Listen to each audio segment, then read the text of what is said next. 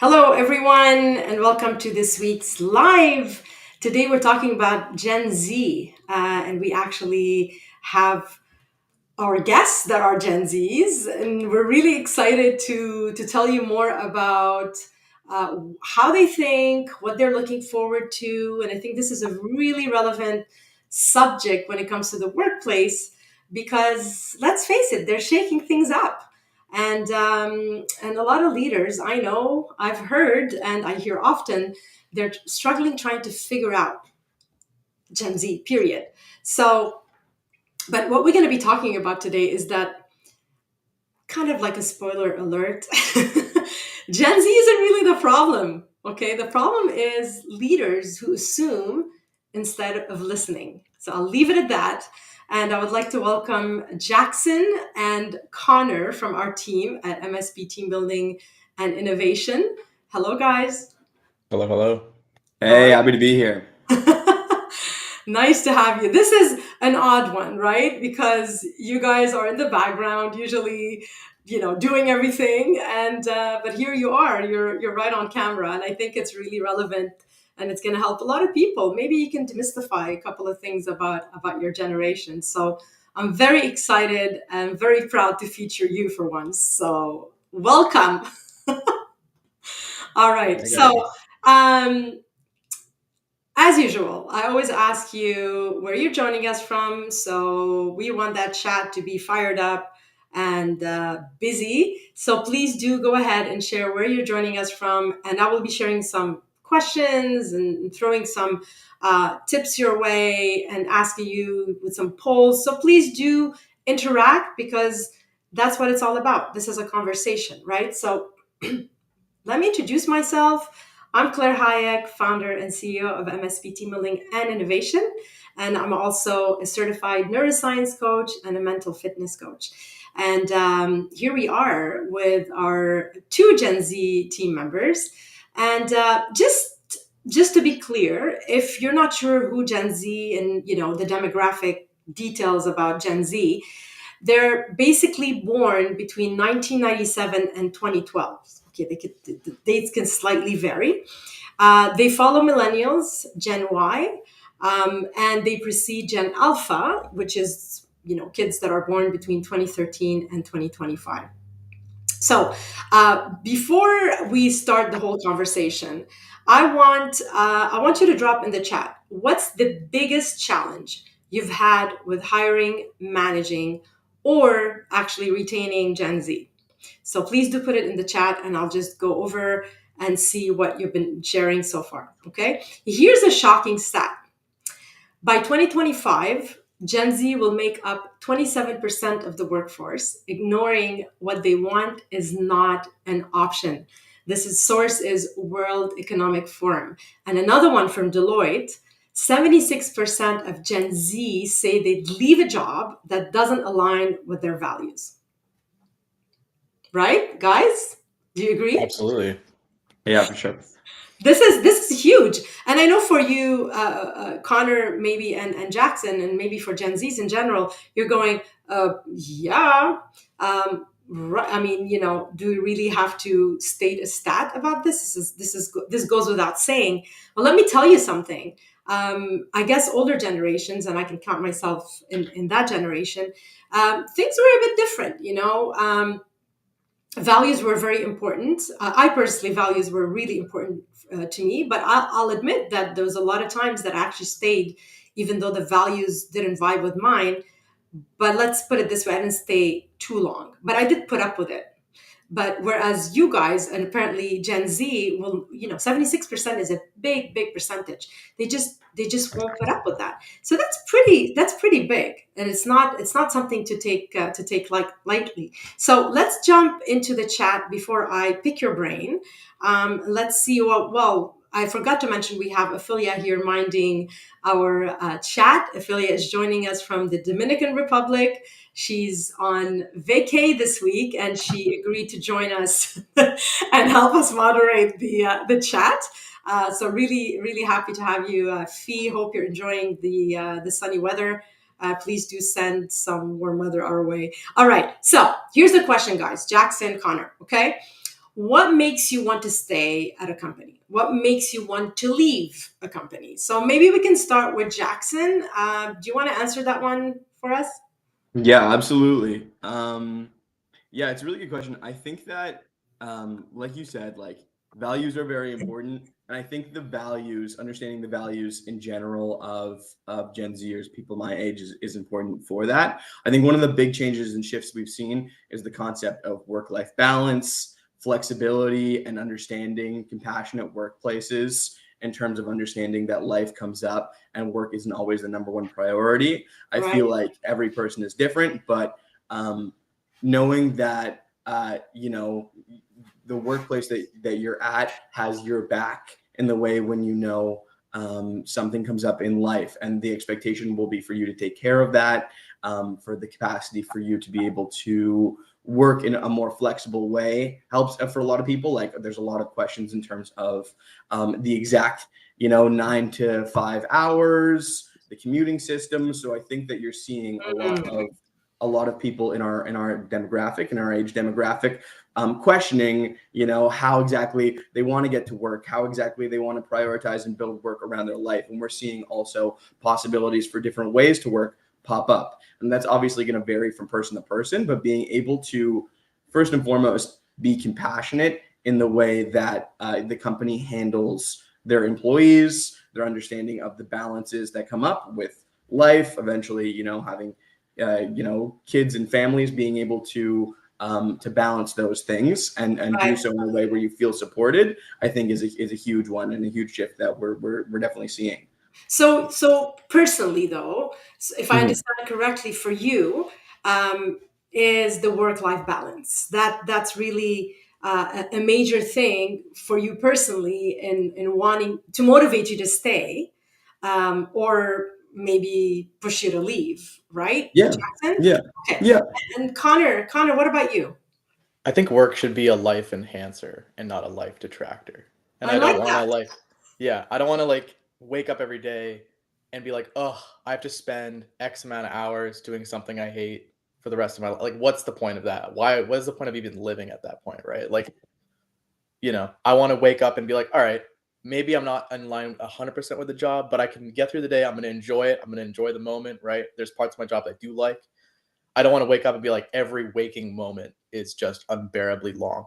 You know what I Right. mean? I want to wake up and be like, ah, cool, I get to do this now. I get to do that now. I get to have money so I can go do things with my family, my friends. I can Right. enjoy I want to enjoy my life. I don't want to just wake up every day and just become like this, Zombie. like zombie, right? This corpse of something. I don't Yeah. want that.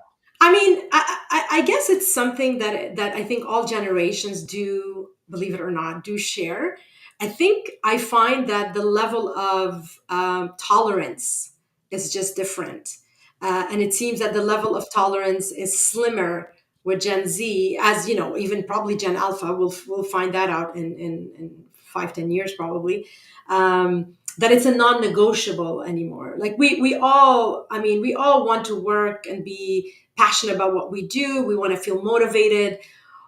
But some generations just would put up with being miserable to a certain extent, and then and others, will put up with a little bit of stress, but not that much. And I find that Gen Z, there is a bit of a percentage, like, okay, I'll put up with a little bit of an uncomfortable side of the job, but it's mostly no. It has to be mostly enjoyable. It has to be mostly fun. It has to be motivating. It has to teach me something.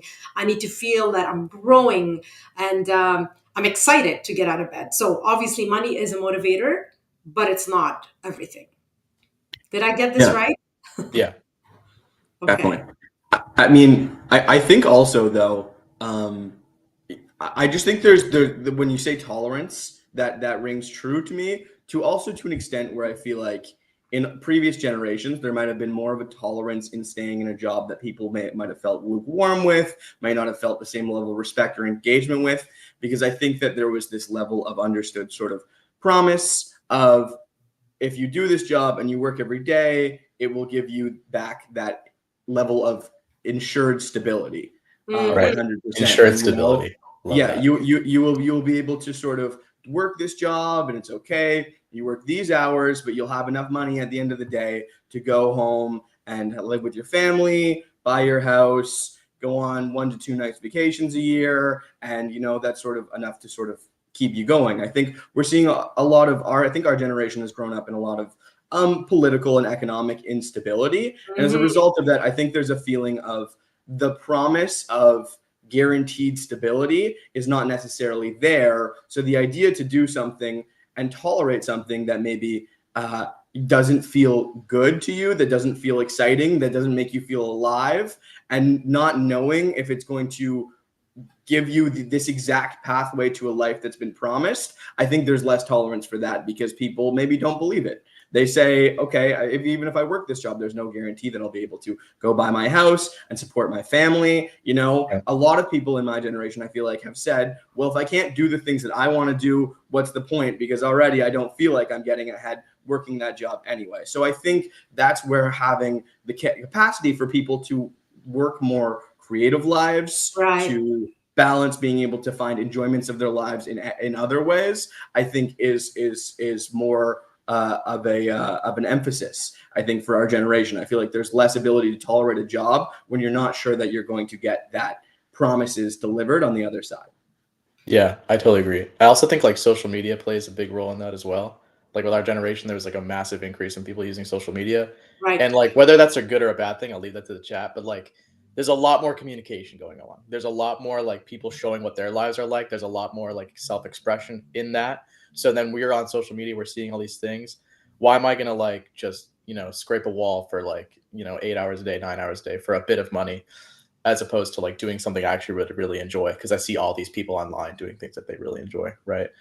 I think there's like That's a good point. there's a lot That's more a good point. communication. People are Yeah. more open about corporate like ideology. People are talking about like what benefits you should actually be able to receive as opposed to what a company tells you need. You know what I mean?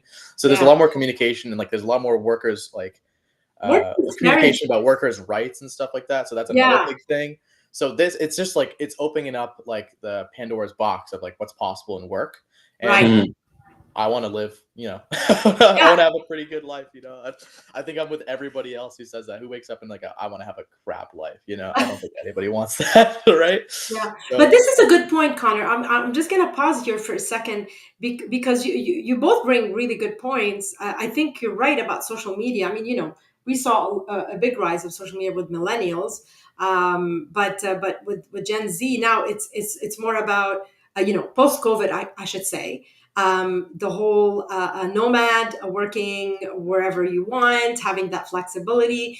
People, a lot of influencers and a lot of professionals actually went online and talked about certain companies they were working for that they actually allowed them to be free and work from wherever they want to work.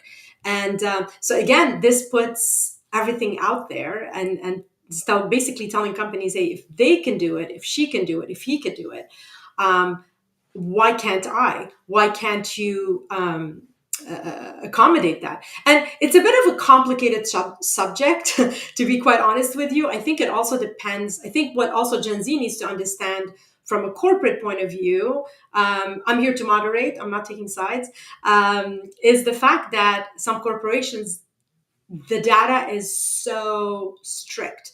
Like I know that. Like I work with some companies such as insurance, financials, etc. It doesn't allow them to give that flexibility.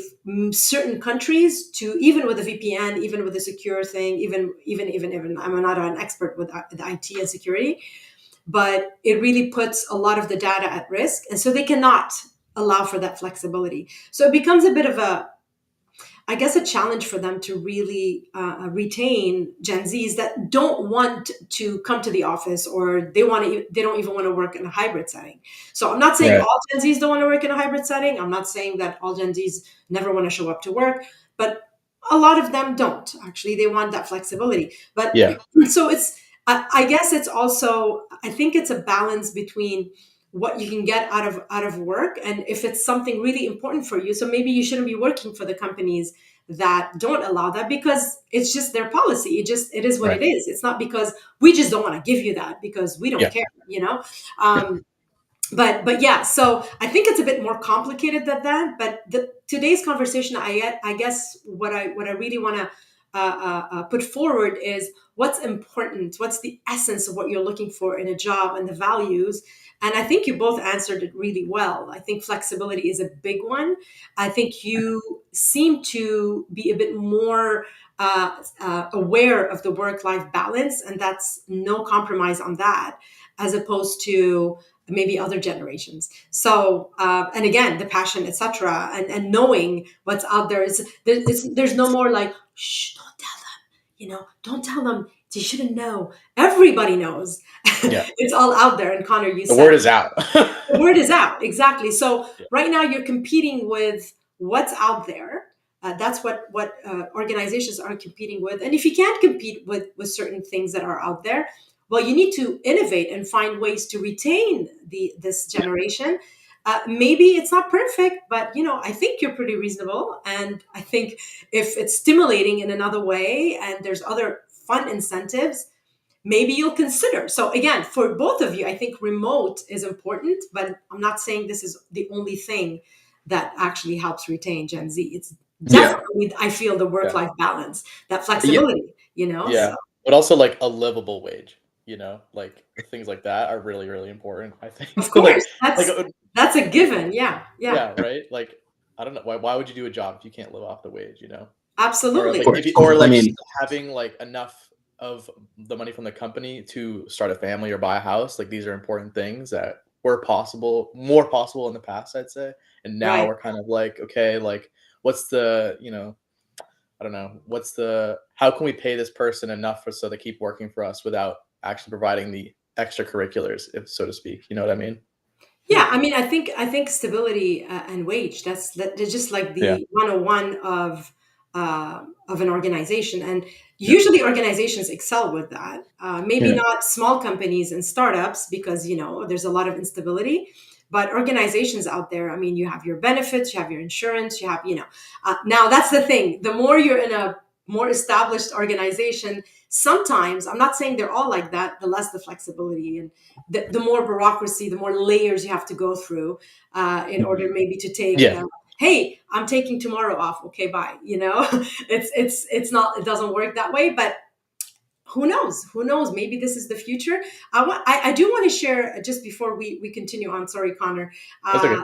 A question in the chat, and I do want to read a comment from Ophelia, actually. So here's the question here: what's the number one challenge you faced in keeping Gen Z engaged? Please do put it in the chat, and I do want to highlight one comment here from Ophelia. So again, Ophelia is part of our team, and she's joining us remotely. She couldn't really join us live, and she is helping us moderate the chat. So what Ophelia says, and I'll pull it up here. I agree. I think recognition and validation is a huge factor today within a company. In today's digital age, we love recognition and validation, and it gives us confidence a lot of the time. And to see that our upper heads acknowledge us as humans and not just a number or employee. So that's, I think, it was part of one of the things that really what motivates you and make you want to stay. So it's an interesting point that Ophelia brings up, is that we don't just want to be another number. And usually with mergers and acquisitions and companies that are growing, unfortunately this gets dropped, and it is one of the realities that a lot of HR have to deal with, is like, how do you make people feel valued? We have also here Olivia, or sorry, Clivia Betelli Baskin. I'm so sorry if I'm butchering your name, but I'm going to pull this up. Global mobility specialist. She says, agree. And it is true that these days there are so many gigs jobs that don't follow the traditional definition of a career that has been in place for so long. So if you just want to elaborate a little bit more on this, Clivia, are you referring to what I mentioned concerning corporations sometimes not accommodating travel and all that? I just want to make sure, because sometimes it's hard to follow what the chat is referring to in the conversation. Please do drop your comment in the chat that this is in reference to what point that all three of us made. And another one here from Ophelia, I think a lot of Gen Z are testing it out and seeing what they want to do. That's a good point. I think also that Ophelia brings up. Do you guys feel that way, Jackson, Connor, Jackson? Maybe you can answer this one. Do you feel like you're testing out the workplace and trying to kind of find what you want to do, try to figure out what you want to do? Do you feel that way?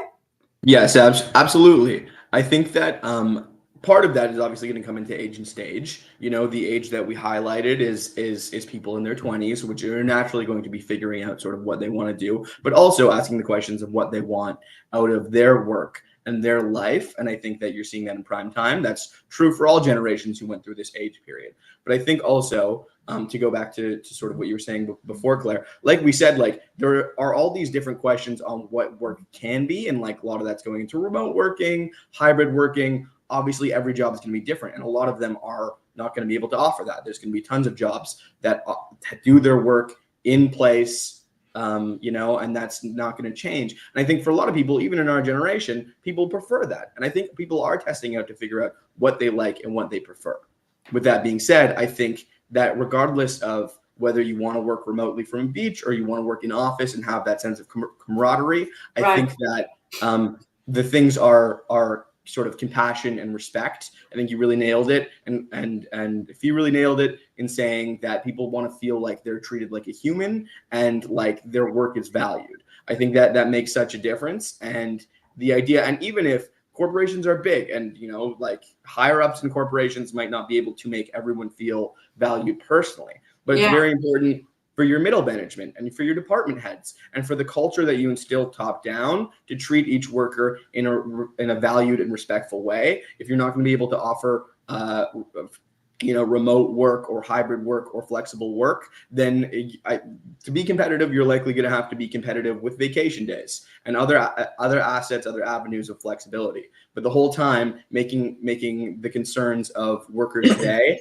and Gen Zs coming in, making sure that they feel like they're being treated like human people, or they will leave, because like I said, there's not that same tie of feeling like the job that you have is going to be your career and you're going to work at a company for a long time and you're going to start in the mailroom and you're going to make all the way up. There's not that belief. There's not that understanding, and people are willing to go out and test and try different things and figure out what works. Making people and workers feel respected and valued and like their work, is valued by the company and the people that they work for, and that when life stuff comes up, that stuff is going to be supported by their employers, is going to make such a difference. And if they can't do that, they are going to leave. And I think that matters in a lot of ways. And I think a lot of companies are trying to do a lot. They're really trying to provide opportunity for growth for Gen Z in order to help them. They are also, I speak to a lot of leaders, and a lot of leaders are trying to instill that trust, that transparency. They're also practicing being vulnerable, being authentic in front of their team members, and actually listening, practicing active listening as opposed to do. And I think that's one of the things I've noticed with you guys, in all honesty, that I'm a type A and I'm a typical leader, and I have my ideas, and sometimes you really challenge me, and you call it out. And what I'm proud about here is the fact that you feel you can, which I love, because I feel that I have done right. If I created an environment where you're going to call me out on things that you don't agree with, that means I did succeed in instilling that trust and getting rid of that fear, because that's how we innovate. But I think a lot of organizations, leaders, lack the training and lack that coaching in order to be able to do that, because we don't get out of school being taught how to be vulnerable. It's actually the opposite. They boost your ego and all that. I mean, you guys went out of school and you have your degrees and everything. That's not something they teach you. as like a boss, you know. So I think this is where HR can really do their magic, and organizations can work on a, you know, the budget. Number one, budget should be on your human, on your assets and on your people, and trying to make Mhm. sure that your leaders are creating that environment to retain the Gen Z, and not, oh, let's give what Gen Z want. Well, yeah, of course, we have to give everybody what they want to a certain extent, but we still need to run a business. But if the leader has the right attitude, they will stay, you Right know, on. they will Right on. stay. And Connor, People are you gonna grow. want to add something? Yeah, people are gonna grow regardless, and it's like, is your company gonna grow with that person? If they're not, then they're gonna repot themselves in some other bigger pot. You know what I mean? So it's like, if you want to retain your employees, you have to grow with how well, like how they're growing. Otherwise, you're just gonna lose them because they're actively encouraged to go and find other things that are gonna pay more, give them better benefits. And I think like, I don't know anything like studies on hand or anything, but I'm pretty sure it's like you'll make more money after 10 years if you switch jobs every 2 to 3 years. Just objectively make more money. Like that's crazy, right? Like if you're Yeah. growing with a company, you're putting more effort into working with a company and that company's not supporting you. Yeah, I mean, that's how it is. That's the way the cookie crumbles, right? Like we're going to find the best thing and we're going to find the pot for us. Yeah. So make sure you grow your company to be the proper pot, right? Yeah, exactly. And it's I mean, you know, I think if somebody wants to leave, they'll leave anyway. You can be you could Yeah. try everything. And the thing is, if people want to leave, if you've done everything and you know you've provided that environment and that trust and you know passionate motivation, etc., and the person leaves, then that's a good thing, because you don't want that person to stay. They're Hmm. going to become toxic, miserable. But knowing that you've done your job. But if Right. people are leaving and you're being blindfolded and you're going, it's them, we can never make them happy. They're entitled. And you know, did you take a look at yourself? Did you look at the organization? Did you look at the culture? Did you look at everything? You know, did you really provide the right environment for these people to motivate people to stay? And again, Right. want to stay, not to. It's like Yeah. here's the cookie, and here's the banana. What Yeah. you know, Yeah. like that's not the point. Yeah. The point is, you know, it's more instilled in those, like we go back to the beginning, those values, that Yeah. balance, Yeah. and mental health, mental fitness. You Yeah. know, so here's the thing: we need to wrap up. I mean, this flew by again as usual. It's crazy. What? We have like 2 minutes, but we're gonna spill over. That's for sure, guaranteed. Um, I think I want to do. I want to wrap up with um, maybe one. If you can share one leadership mistake that makes Gen Z check out. One, it's like if you do this, this is guaranteed, guys, that we're not staying. Yeah. Um, let's go with Connor this time, and we'll follow up with Jackson. Give me that short answer, please. I'm going to go lack of trust. No Okay. trust, like, you know, I don't have any freedom without that trust, right? So that trust is really important. That's a good one. That's a very, Yeah. very good one. Very important one. Jackson and Fee, if you can also share your answer in the chat, please. What's one leadership mistake that makes Gen Z check out, in your opinion, or would make you check out? Jackson. I'd say not feeling safe and secure to bring up things that might be going on in your life or problems you might be having with the job. Not feeling like you're going to be listened to, and the person that you're reporting to is going to be receptive to that.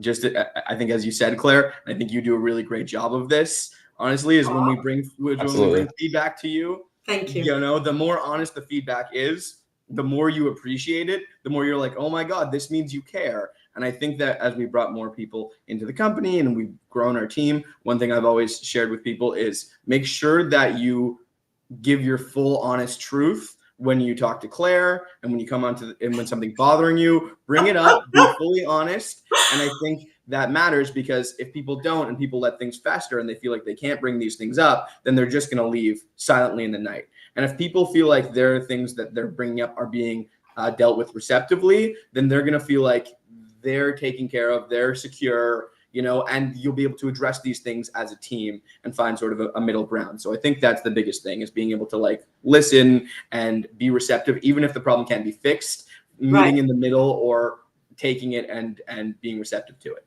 Yeah, and then in one simple word can be called just empathy.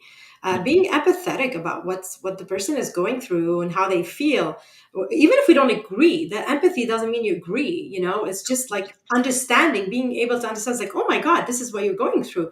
Okay, I can totally understand how you might be feeling right now. But if there's something I can tell you, or I can share with you now that would make you feel better, is that blah blah blah blah, or thank you for sharing this, I had no idea, and thank you for trusting me, I will do my best to do better.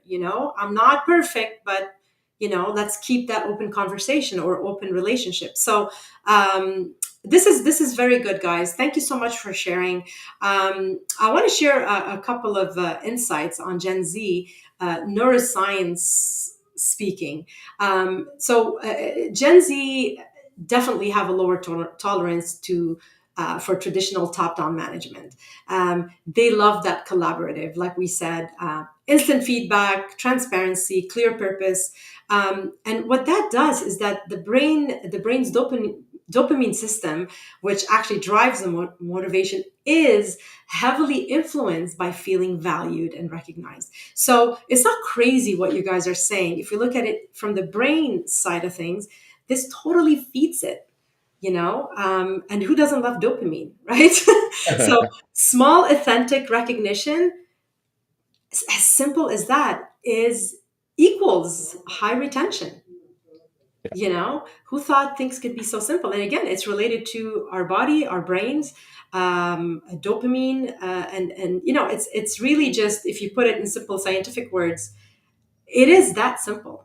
So we're gonna close this conversation. Unfortunately, I would love to spend more time, but I just want to wrap up and say, if you want to retain Gen Zs or any generation for now, I think if you think about it, I think even millennials have maybe shifted towards that model as well. And even speaking for myself, if I were to accept a job tomorrow and go back to to being an employee, I totally agree with the Gen Z way. It's like, I think all generations shifted also. It's like you're setting a certain standard, and now it's the new standard. It's not just Gen Z.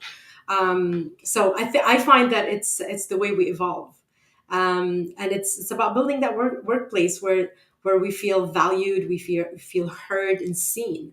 So again, we're gonna wrap this up, guys. Thank you so much for joining me, and I do want to share a comment here from Ophelia. Let's put it up. I think trust is such a powerful thing, because with trust comes with security. When the trust is broken, it's like panic mode.